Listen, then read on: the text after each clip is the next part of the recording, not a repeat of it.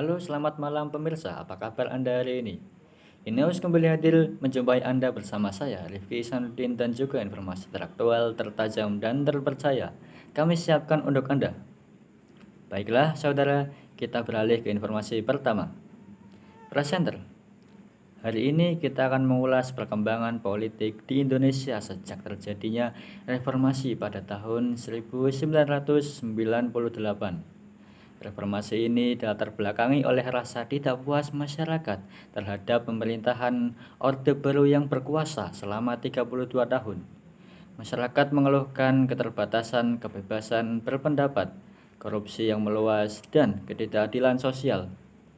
Masa Orde Baru ditandai dengan penyimpangan-penyimpangan yang terjadi, seperti korupsi yang meluas, pelanggaran hak asasi manusia, pembatasan kebebasan berpendapat, dan praktik nepotisme di pemerintahan.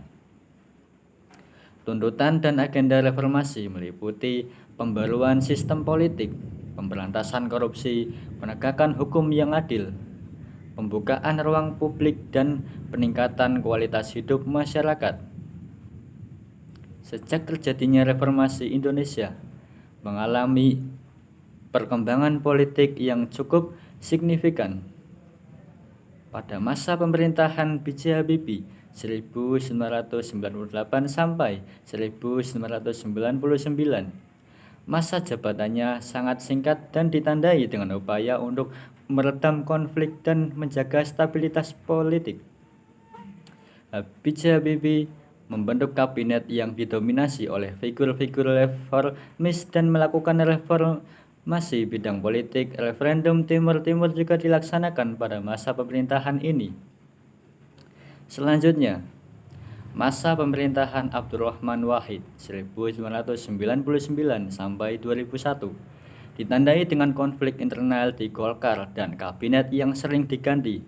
Kemudian masa pemerintahan Megawati Soekarnoputri 2001 sampai 2004 ditandai dengan upaya pemberantasan korupsi, kekerasan, dan konflik sosial.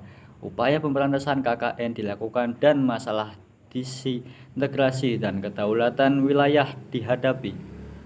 Pemilu Indonesia 2004 juga dilaksanakan pada masa pemerintahan ini. Lalu, masa pemerintahan Susilo Bambang Yudhoyono 2004 sampai 2014 ditandai dengan upaya pemberantasan korupsi dan peningkatan stabilitas politik. Kemudian masa pemerintahan Joko Widodo 2014 sampai sekarang yang ditandai dengan upaya peningkatan infrastruktur, ekonomi, dan kesejahteraan masyarakat, pemberantasan korupsi, dan program-program pembangunan. Baiklah pemirsa, itulah perkembangan politik di Indonesia sejak terjadinya reformasi pada tahun 1998. Jalan-jalan bawa celurit, pulangnya beli selasih. Di sini saya pamit undur diri dan terima kasih.